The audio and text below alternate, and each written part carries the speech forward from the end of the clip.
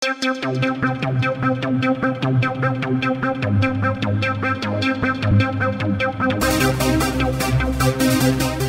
lahat po ng kababayan natin dito po sa Lingayen, sa Pangasinan, at sa buong Pilipinas po, at maging sa ating mga kasamahan, kaibigan naman po outside the Philippines, I would like to invite you to join us in celebrating our Bagoong Festival this 2015, January 22 to 25, 2015. Everyone is welcome to visit our town, the capital town of Pangasinan, ang bayan po ng Lingayen, at nang matikman nyo po ang linamnam ng bagoong namin at maamoy nyo po ang aroma, nakakaiba po sa ibang mga bagoong na natitikman nyo po.